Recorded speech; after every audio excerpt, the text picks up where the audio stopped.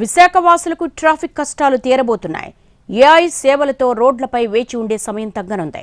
ఇక నుంచి traffic rules break చేస్తే తప్పించుకోలేరు. ఏఐ ద్వారా సెకండ్లలోనే ఆటోమేటిక్గా చలాన్లు జనరేట్ అయిపోతాయి. వాహనదారులు జాగ్రత్తగా ఉండాలని హెచ్చరిస్తున్నారు పోలీసులు. రాష్ట్రంలో అతిపెద్ద నగరం విశాఖపట్నం. పరిశ్రమలు, వ్యాపార, వాణిజ్యాలకు కేర్ ఆఫ్ అడ్రస్. అత్యంత వేగంగా అభివృద్ధి చెందుతున్న స్టీల్ సిటీలో జటిలమైన సమస్యల్లో ఒకటి ట్రాఫిక్.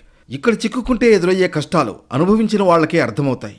ప్రజా రవాణా వ్యవస్థ పూర్తి స్థాయిలో లేకపోవడం, భౌగోళిక పరిస్థితుల కారణంగా ప్రైవేట్ వాహనాల సంఖ్య ఏటికేడాది పెరుగుతోంది. ఒక అంచనా ప్రకారం ప్రతి ఏటా 10,000 కొత్త వాహనాలు విశాఖ రోడ్లపైకి వస్తున్నాయి.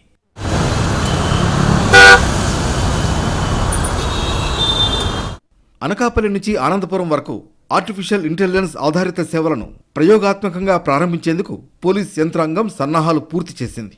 ఇందులో భాగంగా auto number plate recognition technology కలిగిన కెమెరాలను సిగ్నలింగ్ పాయింట్ దగ్గర ఏర్పాటు చేస్తారు.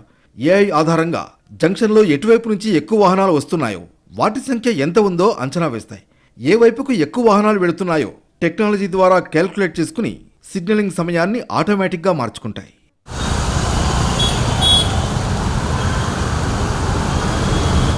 అయితే సిటీలో ఒక ఎండ్ నుంచి మరో ఎండ్కు చేరాలంటే పీక్ టైంలో 3 గంటలకు పైగా సమయం పడుతోంది.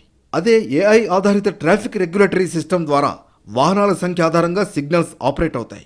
దీని కారణంగా ఎక్కువ సమయం రోడ్లపై వెయిట్ చేసే సమయం తగ్గనుంది. ఆర్టిఫిషియల్ ఇంటెలిజెన్స్ పూర్తి స్థాయిలో అందుబాటులోకి వస్తే విజువల్ పోలీసింగ్ కోసం వినియోగించే సిబ్బంది సంఖ్య తగ్గే అవకాశం ఉంది.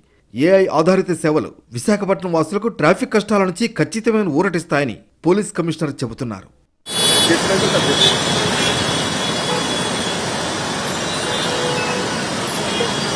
ఆర్టిఫిషియల్ ఇంటెలిజెన్స్ ఎంత సౌకర్యవంతమైన ప్రయాణాన్ని అందిస్తుందో తేడా వస్తే అదే స్థాయిలో షాక్ల మీద షాకులు తప్పవని సీనియర్ అధికారులు భావిస్తున్నారు.